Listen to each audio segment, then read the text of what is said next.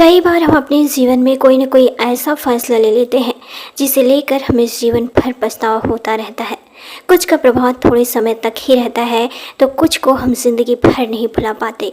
पछतावा काफ़ी दर्द भरा भी होता है। केवल एक गलती मात्र से उपजी ये भावना हमें ज़िंदगी में खुशी और अपने सपनों को पूरा करने से रोक लगा देती है। साक्षी के साथ भी ऐसा ही हुआ है। साक्षी ने भी एक ऐसा फैसला लिया है और उसके पछतावे से ज़िंदगी भर नहीं उभर सकती। इसने साक्षी की पूरी लाइफ ख़राब कर दी। प्रेम, फ्रेंड, रिलेशन आदि कुछ भी साक्षी की लाइफ में नहीं रहे। साक्षी ने अपने फ्रेंड का भरोसा तोड़कर उसके पति से शादी की और बाद में साक्षी की बेहद मुश्किलों का सामना करना पड़ा। साक्षी के फ्रेंड का नाम रितु है। साक्षी और रितु कॉलेज में बेस्ट फ्रेंड थे। रितु के बिना साक्षी खुद को बिल्कुल अधूरी सी महसूस करती थी। उसकी पर्सनैलिटी काफ़ी ब्राइट थी और वो बहुत ही ज़्यादा खूबसूरत थी। ये दूसरों को उसकी ओर बड़ी सरलता से आकर्षित कर लेती थी। दूसरों के साथ वो काफ़ी आसानी से घुल मिल जाती थी। उसकी ये खूबियाँ कभी कभी साक्षी के मन में द्वेष उत्पन्न कर देती थी, लेकिन साक्षी ने कभी ये जिक्र नहीं होने दिया और ना ही इसका अपनी दोस्ती पर कोई प्रभाव पड़ने दिया। कॉलेज में साक्षी का एक बॉयफ्रेंड था। एक दिन साक्षी ने उसे रितु के मोबाइल पर उसका नंबर टाइप करते देखा। इस बीच दोनों काफ़ी हंसी मजाक कर रहे थे। इसने साक्षी के मन में दबी पुरानी जलन को और भी बढ़ा दिया। साक्षी के लिए ये सहन करना काफ़ी कठिन था कि उसकी ही दोस्त और उसी का बॉयफ्रेंड फ्लर्ट कर रहे हैं और उसे लगा कि वे दोनों ही उसे धोखा दे रहे हैं। साक्षी ने उससे इस विषय में कोई बात नहीं की क्योंकि वो अपना दोस्त नहीं खोना चाहती थी और इसलिए ही उसने अपने बॉयफ्रेंड से ही ब्रेकअप कर लिया।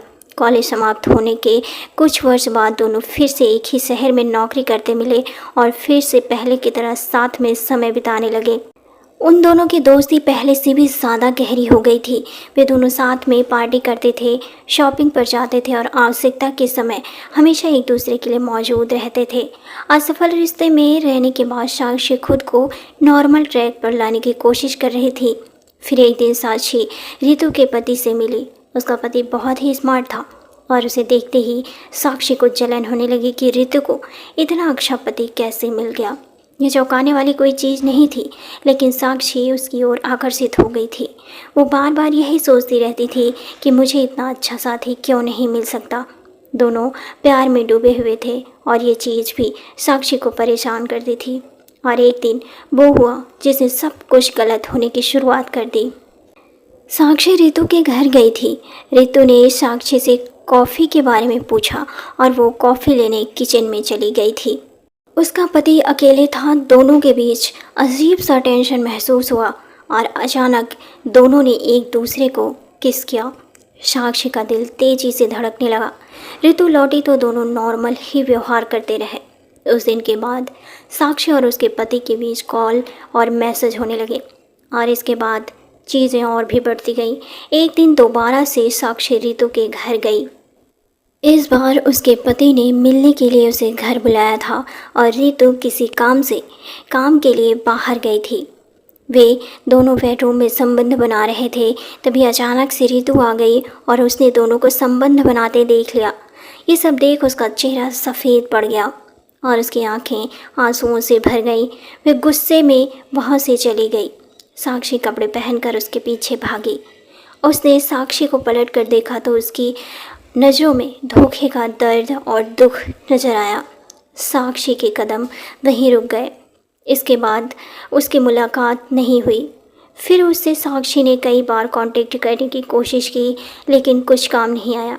दूसरी तरफ साक्षी और उसके पति के दरमियान रिश्ता और गहरा होता गया। उसका पति काफ़ी केयरिंग करता था और साक्षी से प्यार जाहिर करता था। साक्षी खुश थी। इन सब के चलते रितु ने तलाक अपने पति से ले लिया तो उसके पति ने साक्षी को प्रपोज किया और उसने हाँ कहा। इस रिश्ते के लिए उसे अपनी दोस्ती तोड़नी पड़ी, लेकिन वो सोचती थी कि कुछ पाने के लिए कुछ खोना ही पड़ता है। परंतु ये खुशी ज़्यादा दिन नहीं टिकी क्योंकि कुछ ही समय बाद उसे शक होने लगा कि उसके पति का किसी और से अफेयर चल रहा है। उसके शर्ट पर किसी और के परफ्यूम की महक आती थी और वो रात को देर से घर लौटने लगा था। उसका शक सही निकला। वो सच में साक्षी को भी धोखा दे रहा था। उसने सपने में भी नहीं सोचा था कि उसके साथ ये होगा। उसके साथ जब ये हुआ तो उसने रितु से संपर्क किया और वे दोनों एक कैफ़े में मिले। 3 वर्ष बाद ये मुलाकात असहजता से भरी थी, लेकिन साक्षी ने उसे बताया कि उसके साथ क्या हुआ है। वो उसकी बातें सुनकर बिल्कुल भी हैरान नहीं हुई। इसी बीच साक्षी के मुंह से ये भी निकला कि कैसे वो उससे जलन महसूस करती थी।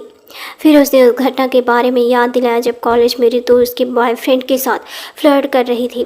कुछ देर के लिए वो हैरान हुई और फिर उसके चेहरे पर गुस्से के भाव आ गए।